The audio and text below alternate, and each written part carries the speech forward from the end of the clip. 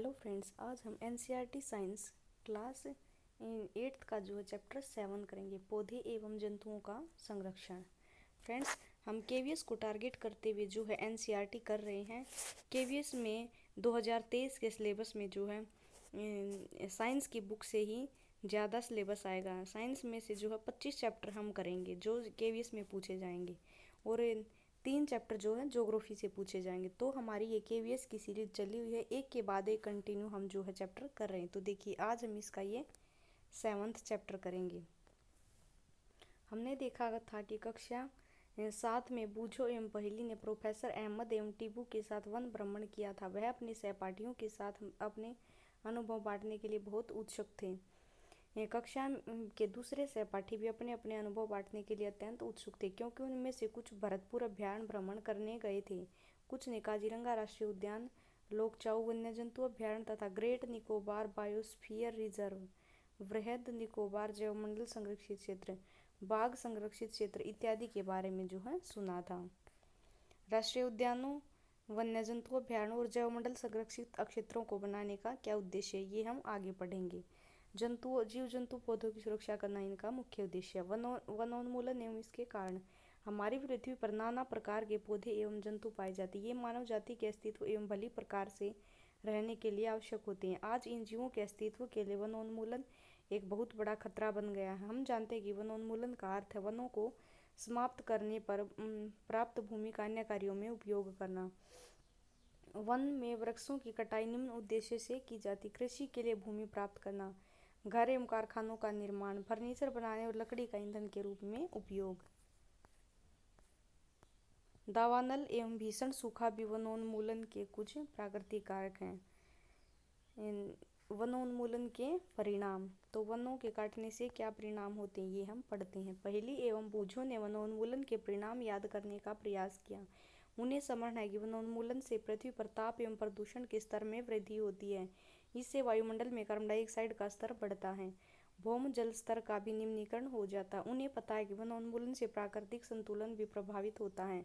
Professor Ahmad ने उन्हें बताया था कि यदि वृक्षों की इसी प्रकार से अनवरत कटाई चलती रही तो वर्षा एवं भूमि की उर्वरता में जो है कमी आ जाएगी। इसके अतिरिक्त बाढ़ तथा सूखे जैसी प्राकृतिक आपदाओं की भी संभावनाएं बढ़ जाती। याद कीजिए, प्रकाश संश्लेषण की क्रिया में पौधों को भोजन बनाने के लिए कार्बन डाइऑक्साइड की आवश्यकता होती है। कम वृक्षों का अर्थ है कार्बन डाइऑक्साइड के उपयोग में कमी आना, जिससे वायुमंडल में इसकी मात्रा बढ़ जाती है, क्योंकि कार्बन डाइऑक्साइड पृथ्वी द्वारा उत्सर्जित ऊष्मीय विकिरणों का प्रग्रहण कर लेती है। अतः इसकी मात्रा में वृद्धि के परिणाम स्वरूप विश्व उष्णन होता है। पृथ्वी के ताप में वृद्धि के जल चक्र का संतुलन बिगड़ता है तथा पृथ्वी वर्षा दर में कमी आती है, जिसके कारण सूखा पड़ता है। मृदा के गुणों में परिवर्तन आने का मुख्य कारण वनोन्मूलन है। किसी क्षेत्र की मृदा के भौतिक गुणों पर वृक्षारोपण और वनस्पति का प्रभाव पड़ता है। कक्षा 7 का स्मरण कीजिए कि वृक्ष किस प्रकार मृदा अपरदन को रोकते हैं। भूमि पर वृक्षों की कमी होने से मृदा अपरदन अधिक होता है। भूमि की ऊपरी परत हटने से नीचे की कठोर चट्टानें दिखाई देने लगती है। इससे मृदा में ह्यूमस की कमी हो जाती है और इसकी उर्वरता की अपेक्षाकृत कम हो जाती है। धीरे धीरे उर्वर भूमि मरुस्थलों में परिवर्तित हो जाती है। इसे मरुस्थलीकरण कहते हैं। वनोन्मूलन से मृदा की जल धारण क्षमता तथा भूमि की ऊपरी सतह से जल के नीचे की ओर अंतःस्रवण पर भी विपरीत प्रभाव पड़ सकता है, जिसके परिणाम स्वरूप बाढ़ आती है। तो बाढ़ क्यों आती है? जब जो वनोन्मूलन होता है, जिससे मृदा की जल धारण क्षमता कम हो जाती है और भूमि की ऊपरी सतह से जल के नीचे की ओर अंतःस्रवण यानी कि रिसाव पर जो है विपरीत प्रभाव पड़ता है, जिससे कि बाढ़ आती है। मृदा के अन्य गुणों जैसे पोषक तत्व गठन इत्यादि भी वनोन्मूलन के कारण प्रभावित होते हैं। कक्षा 7 में पढ़ा था कि वनों से हमें अनेक उत्पाद प्राप्त होते हैं। यदि वनों की निरंतर कटाई करते रहे तो इन उत्पादों की कमी का सामना करना पड़ेगा। वन एवं वन्य प्राणियों का संरक्षण। वनोन्मूलन के प्रभाव जानने के पश्चात पहेली एवं बूझो चिंतित थे। वे प्रोफेसर अहमद के पास गए तथा उन्होंने पूछा कि वन एवं वन्य प्राणियों को किस प्रकार बचाया जा सकता है। प्रोफेसर अहमद ने पहेली बूझो एवं उनके सहपाठियों के लिए जैवमंडल संरक्षित क्षेत्र में भ्रमण का आयोजन किया, इसलिए उन्होंने पंचमढ़ी जैवमंडलीय संरक्षित क्षेत्र चुना। कौन सा क्षेत्र चुना? पंचमढ़ी जैवमंडलीय संरक्षित क्षेत्र। वे जानते हैं कि इस क्षेत्र के पौधे एवं जंतु ऊपरी हिमालय की श्रृंखलाओं एवं निचले पश्चिमी घाट के समान हैं। प्रोफेसर अहमद का विश्वास है कि इस क्षेत्र की जैव विविधता अनूठी है। उन्होंने वन कर्मचारी श्री माधव जी से जैव मंडलीय संरक्षित क्षेत्र में बच्चों का मार्गदर्शन करने का अनुरोध किया। उन्होंने बताया कि जैविक महत्व के क्षेत्र का संरक्षण हमारी राष्ट्रीय परंपरा का एक भाग है। जैवमंडल पृथ्वी का वह भाग है जिसमें सजीव पाए जाते हैं अथवा जो जीवन यापन के योग्य हैं। जैव विविधता का अर्थ है पृथ्वी पर पाए जाने वाले विभिन्न जीवों की प्रजातियां, उनके पारस्परिक संबंध एवं पर्यावरण से उनका संबंध। माधव जी ने बच्चों को समझाया कि हमारे व्यक्तिगत प्रयासों तथा समाज के प्रयासों के अतिरिक्त सरकारी एजेंसियां भी वनों और वन्य जंतुओं की सुरक्षा हेतु कार्यरत हैं। सरकार उनकी सुरक्षा एवं संरक्षण हेतु नियम, विधियां तथा नीतियां बनाती है। वन्यजीव अभ्यारण्य, राष्ट्रीय उद्यान, जैवमंडल संरक्षित क्षेत्र इत्यादि पौधे और जंतुओं के लिए संरक्षित एवं सुरक्षित क्षेत्र हैं। वनस्पति जात और प्राणी जात तथा उनके आवासों के संरक्षण हेतु संरक्षित क्षेत्र चिन्हित किए गए, जिन्हें वन्यजीव अभ्यारण्य, राष्ट्रीय उद्यान और जैवमंडल आरक्षित क्षेत्र कहते हैं। वृक्षारोपण, कृषि, चारागाह, वृक्षों की कटाई, शिकार, खाल प्राप्त करने हेतु शिकार, पोचिंग इन क्षेत्रों में निषिद्ध हैं, यानी कि ये सब यहाँ पर नहीं किया जा सकता। वन्यजीव अभ्यारण्य क्या होते हैं? वह क्षेत्र जहाँ जंतु और उनके आवास किसी भी प्रकार के विक्षोभ में सुरक्षित रहते हैं, वो क्या होते हैं? वन्यजीव अभ्यारण्य। राष्ट्रीय उद्यान वन्य जंतुओं के लिए आरक्षित क्षेत्र जहाँ वह स्वतंत्र रूप से अपने आवास एवं प्राकृतिक संसाधनों का उपयोग कर सकते हैं, वो होते हैं राष्ट्रीय उद्यान। जैवमंडल आरक्षित क्षेत्र वन्य जीवन, पौधों तथा जंतु संसाधनों और उस क्षेत्र के आदिवासियों के पारंपरिक ढंग से जीवन यापन हेतु विशाल संरक्षित क्षेत्र जो है जैवमंडल आरक्षित क्षेत्र होता है। जैवमंडल आरक्षण प्रोफेसर अहमद तथा माधव जी के साथ बच्चों ने जैवमंडल आरक्षित क्षेत्र में प्रवेश किया। माधव जी ने समझाया कि जैव विविधता के संरक्षण के उद्देश्य से जैवमंडल आरक्षित क्षेत्र बनाए गए हैं। जैसा कि आप जानते हैं कि जैव विविधता का अर्थ है किसी क्षेत्र विशेष में पाए जाने वाले सभी पौधों, जंतुओं और सूक्ष्म जीवों की विभिन्न प्रजातियां। किसी क्षेत्र का जैवमंडल आरक्षित क्षेत्र उस क्षेत्र की जैव विविधता एवं संस्कृति को बनाए रखने में सहायक होता है। किसी जैवमंडल आरक्षित क्षेत्र के अंतर्गत अन्य संरक्षित क्षेत्र भी हो सकते हैं। पंचमढ़ी जैवमंडल आरक्षित क्षेत्र में सतपुड़ा नामक एक राष्ट्रीय उद्यान तथा बोरी एवं पंचमढ़ी नामक 2 वन्य जंतु अभ्यारण्य आते हैं। ये देखिए पंचमढ़ी जैवमंडल आरक्षित क्षेत्र का जो ये चित्र यहाँ पर दिखाया गया है। आप अपने क्षेत्र में जैव विविधता को विक्षोभित करने वाले कारकों की सूची बनाएं। इनमें से कुछ क्रियाकलाप अनजाने में जैव विविधता में विक्षोभ उत्पन्न कर सकते हैं। मनुष्य की इन गतिविधियों की सूची बनाएं। इन्हें कैसे रोका जा सकता है? तो देखिए पेड़ पौधे और जीव जंतुओं के बारे में जो हम यहाँ पढ़ेंगे। बच्चों ने भ्रमण करते समय जैवमंडल आरक्षित क्षेत्र की हरियाली संपदा की प्रशंसा की। वे लंबे लंबे सोगान, टीक के वृक्षों एवं वन्य प्राणियों को देखकर प्रसन्न थे।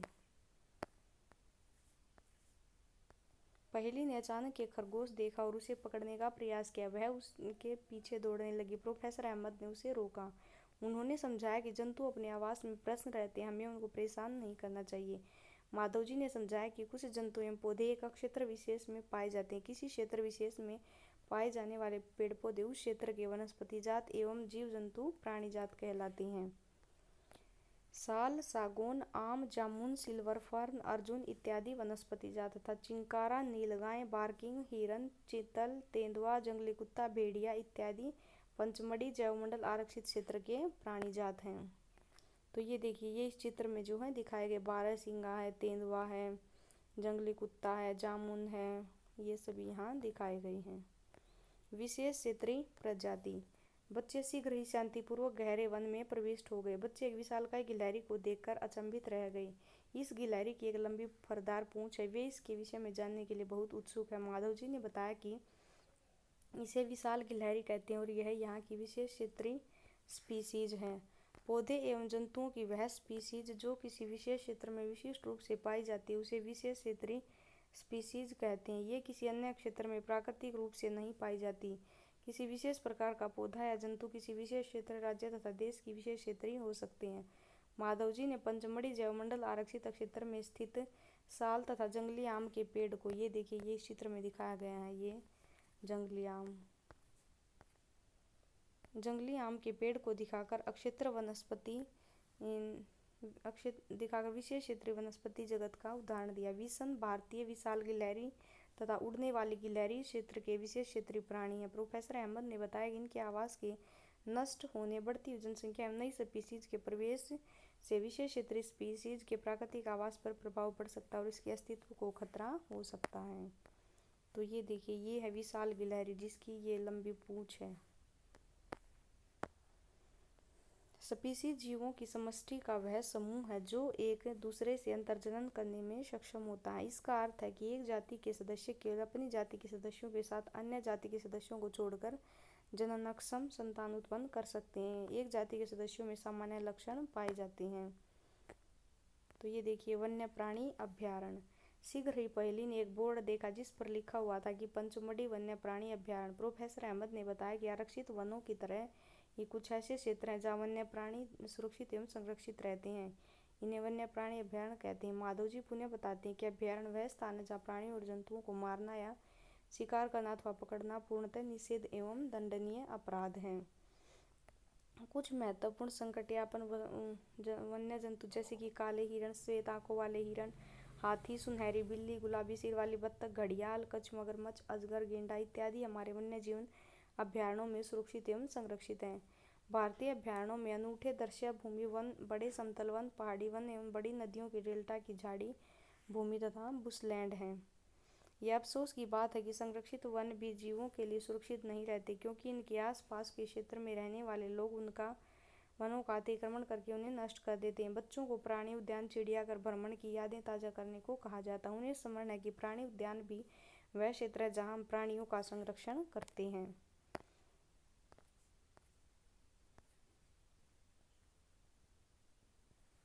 राष्ट्रीय उद्यान। सड़क के किनारे एक और बोर्ड लगा था जिस पर लिखा था सतपुड़ा राष्ट्रीय उद्यान। बच्चे अब वहां जाने के लिए उत्सुक थे। माधव जी ने उन्हें बताया कि यह विशाल आरक्षित क्षेत्र है तथा पर्यावरण के संपूर्ण संकटों का संरक्षण करने में पर्याप्त है। इन्हें राष्ट्रीय उद्यान कहते हैं। यह वनस्पति जात, प्राणी जात, दृश्य भूमि तथा ऐतिहासिक वस्तुओं का संरक्षण करते हैं। सतपुड़ा राष्ट्रीय उद्यान भारत का प्रथम आरक्षित वन है। सतपुड़ा सर्वोत्तम किस्म की टीक सागौन इस वन में मिलती है। सतपुड़ा राष्ट्रीय उद्यान की चट्टानों में आवास भी स्थित है। यहाँ इन वनों में मनुष्य की गतिविधियों के प्रागैतिहासिक प्रमाण हैं, जिससे हमें आदि मानव के जीवन यापन के बारे में पता चलता है।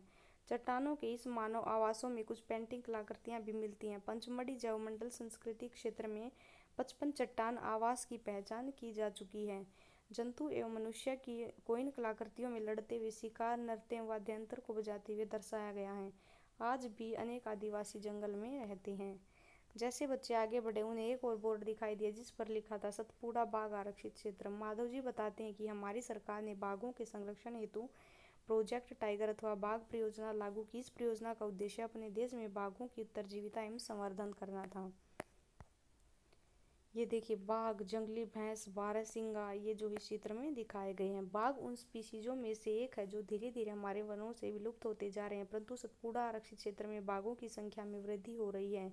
यह संरक्षण का अनूठा उदाहरण है। किसी समय शेर, हाथी, जंगली भैंस तथा बारहसिंगा भी सतपुड़ा राष्ट्रीय उद्यान में पाए जाते थे। वे जंतु जिनकी संख्या एक निश्चित स्तर से कम होती जा रही है उन्हें विलुप्त हो सकते हैं, संकटापन्न जंतु कहलाते हैं। बूझों को डायनासोर के विषय में याद दिलाया गया था जो लाखों वर्ष पूर्व विलुप्त हो चुके थे। कुछ जीवों के प्राकृतिक आवास में व्यवधान होने से उनके अस्तित्व को खतरा पैदा हो गया है। प्रोफेसर अहमद ने बताया कि पौधे और जंतुओं के संरक्षण के उद्देश्य से सभी राष्ट्रीय उद्यानों में कड़े नियम लागू किए जाते हैं। मानवीय गतिविधियां जैसे चराना, अवैध शिकार, जानवरों को पकड़ना या मारना, जलावन, पौधों की लकड़ी और औषधीय पौधे एकत्र करना स्वीकार्य नहीं है। माधव जी पहली को बताते हैं कि बड़े जंतुओं की अपेक्षा छोटे प्राणियों के विलुप्त होने की संभावना कहीं अधिक है। अक्सर हम सांप, मेंढक, छिपकली, चमगादड़, उल्लू इत्यादि को निर्दयता से मार डालते हैं और पारितंत्र में उसके महत्व के विषय में सोचते भी नहीं हैं। उनको मारकर हम स्वयं को हानि पहुंचा रहे हैं। यद्यपि वे आकार में छोटे होते परंतु पारितंत्र में उनके योगदान को अनदेखा नहीं किया जा सकता।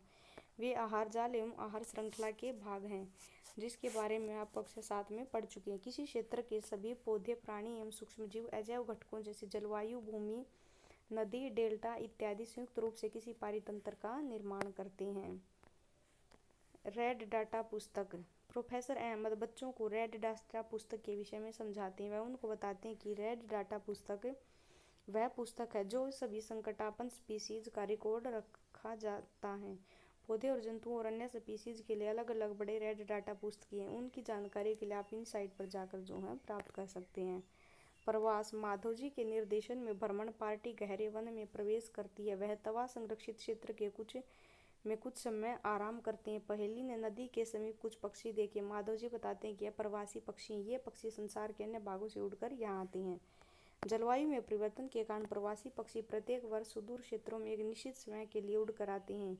वह वहाँ अंडा देने के लिए आते हैं, क्योंकि उनके मूल आवास में बहुत अधिक शीत के कारण वह उस स्थान पर जीवनयापन हेतु अनुकूल नहीं होता। ये ऐसे पक्षी जो उड़कर सुदूर क्षेत्रों तक लंबी यात्रा करते हैं प्रवासी पक्षी कहलाते, जैसा कि ये पहले ने कक्षा 7 में पढ़ा था। क्या होगा जब हमारे पास लकड़ी ही नहीं बचेगी? क्या लकड़ी का कोई विकल्प उपलब्ध है? मैं जानती हूँ कि कागज एक महत्वपूर्ण उत्पाद जो हमें वनों से प्राप्त होता है। मुझे आश्चर्य है कि यदि कागज का कोई और विकल्प उपलब्ध हो। कागज का पुनर्चक्रण। प्रोफेसर अहमद बच्चों का ध्यान वनोन्मूलन के एक और कारण की ओर आकर्षित करते हैं। वह उन्हें बताते हैं कि 1 टन कागज प्राप्त करने के लिए पूर्ण रूपेण विकसित 17 वृक्षों को काटा जा सकता है। तो 1 टन कागज के लिए कितने वृक्षों को काटा जाता है? 17 वृक्षों को। अतः हमें कागज की बचत करनी चाहिए। अहमद यह भी बताते हैं कि उपयोग के लिए कागज का 5 से 7 बार पुनर्चक्रण किया जा सकता है। यदि कोई छात्र दिन में मात्र 1 कागज की बचत करता तो हम 1 वर्ष में अनेक वृक्ष बचा सकते हैं। हमें कागज की बचत करनी चाहिए, इनका पुनः उपयोग और पुनर्चक्रण करना चाहिए। इसके द्वारा हम न केवल वृक्षों को बचाएंगे वरन कागज उत्पाद के उपयोग में आने वाले जल एवं ऊर्जा की भी बचत कर सकते हैं। इसी के साथ साथ कागज उत्पादन के उपयोग से होने वाले हानिकारक रसायनों में भी कमी आएगी। पुनर्वनरोपण। प्रोफेसर अहमद का सुझाव है कि वनोन्मूलन का उत्तर पुनर्वनरोपण है। पुनर्वनरोपण में काटे गए वृक्षों की कमी पूरा करने के उद्देश्य से नए वृक्षों का रोपण करना है। रोपण वाले वृक्ष सामान्यतः उसी स्पीसीज के होते हैं जो उस वन में पाए जाते हैं। हम कम से कम उतने वृक्ष तो लगाने ही चाहिए जितने हम काटते हैं। प्राकृतिक रूप से भी वन का पुनर्रोपण हो सकता है। यदि वनोन्मूलन क्षेत्र को आबादित छोड़ दिया जाए तो यह स्वतः पुनर्स्थापित हो जाता है। प्राकृतिक पुनरारोपण में मानव गतिविधियों का कोई स्थान नहीं है। हम अपने वनों को अब तक बहुत अधिक नष्ट कर चुके हैं। यदि अगली पीढ़ी के लिए हरी संपदा बनाए रखनी तो अधिक वृक्षारोपण ही एकमात्र विकल्प है। अहमद ने बताया कि भारत वन संरक्षण अधिनियम है। इस अधिनियम का उद्देश्य प्राकृतिक वनों का परिरक्षण और संरक्षण करना है। साथ ही साथ ऐसे उपाय भी करना है जिससे वनों में और उनके समीप रहने वाले लोगों की आधारभूत आवश्यकताओं की पूर्ति हो सके। कुछ समय विश्राम करने के पश्चात माधव जी ने बच्चों को वापस चलने को कहा, क्योंकि सूर्यास्त के पश्चात वन में रुकना ठीक नहीं है। वापस आने के बाद प्रोफेसर अहमद एवं बच्चों ने इस उल्लासपूर्ण अनुभव के लिए माधव जी का आभार व्यक्त किया। तो फ्रेंड्स, ये था हमारा आज का चैप्टर। नेक्स्ट चैप्टर जो है हम हमारी नेक्स्ट वीडियो में लेके आएंगे। धन्यवाद फ्रेंड्स।